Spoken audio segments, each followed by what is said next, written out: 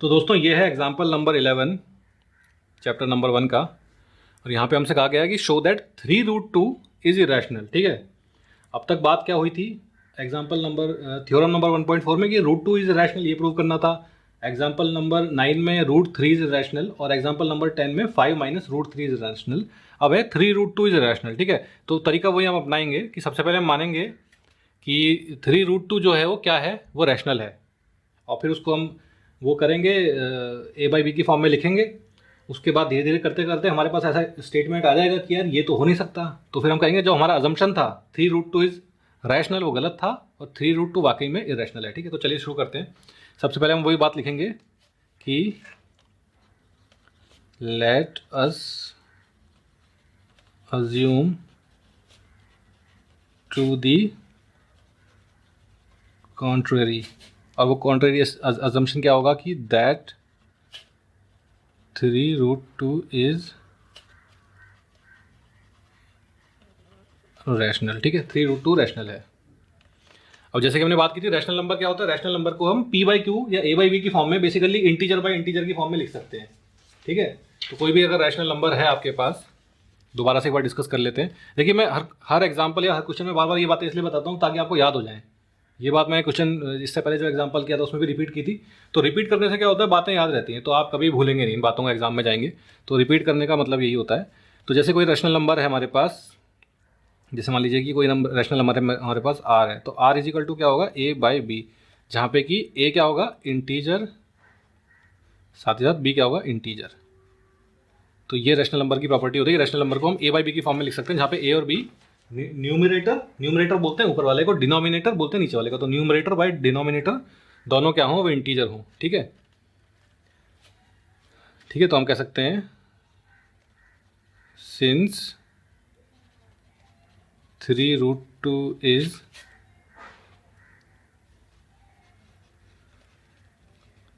rational, then 3√2 is equal to a divided by b,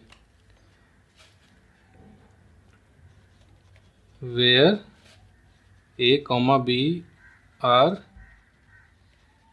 integers and a comma b are co-primes। ठीक है, ये बात भी दूसरी जरूरी थी, को प्राइम नंबर को हमने पहले देखा था पिछले वाले एग्जांपल में। क्या होते हैं को प्राइम नंबर, दोबारा से एक बार रिवीजन कर ले रहे हैं फटाफट। वो नंबर जिनमें कोई कॉमन फैक्टर नहीं होते। जैसे हमने कोई एग्जांपल ले सकते हैं, जैसे मान लीजिए मैं लिख देता हूँ क्या लिखें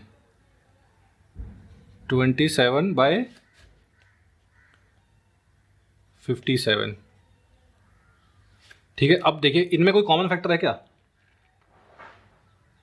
अगर हम इसको 3 से डिवाइड करें, 9 × 3 27 होता है। 9 × 3 ऊपर लिख सकते हैं हम 9 × 3। तो 27/57 इज इक्वल टू 9 × 3। ठीक है, और 19 × 3 कितना होता है, 9 × 3 = 27।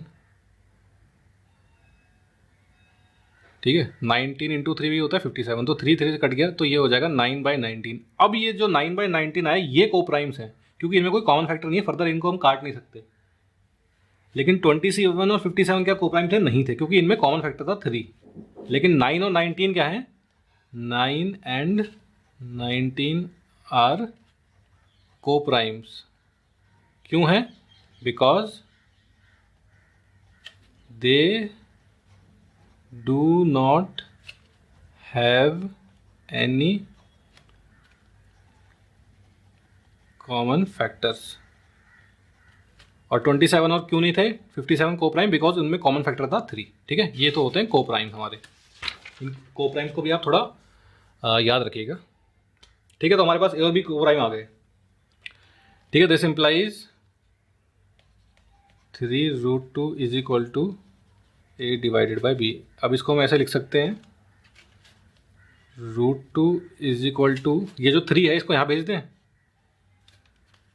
देखिए यहाँ पे मल्टीप्लिकेशन में तो यहाँ पे डिवीजन में जाएगा a/3b। ठीक है, अब देखिए एक इंटीजर है, a जो है हमारे पास ये जो a है ये क्या है, एक इंटीजर, और ये क्या b क्या है, b भी एक इंटीजर है, ठीक है।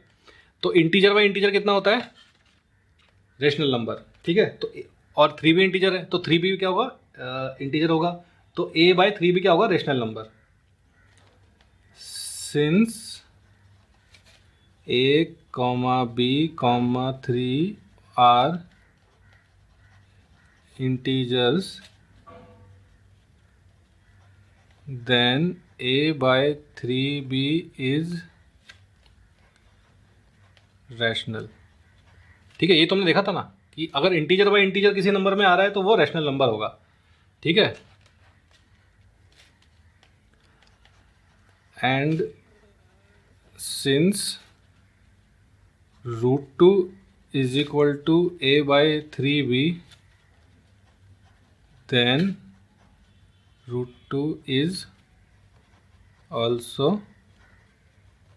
rational, ठीक है। अब देखिए हमारे पास ये इक्वेशन थी, √2 is equal to a by 3b।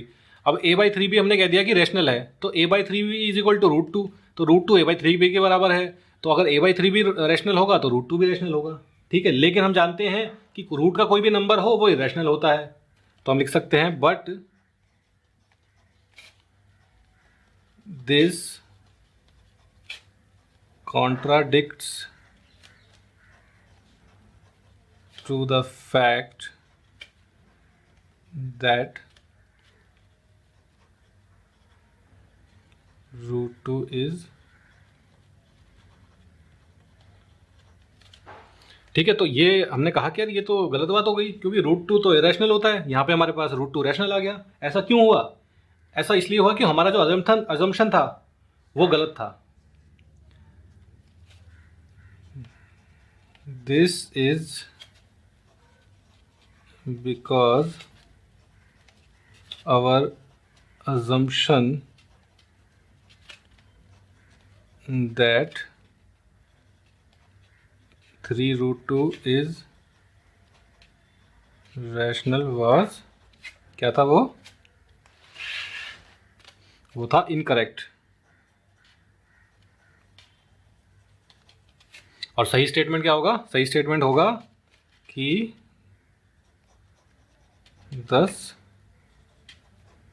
3√2 is 3√2 is irrational, ठीक है।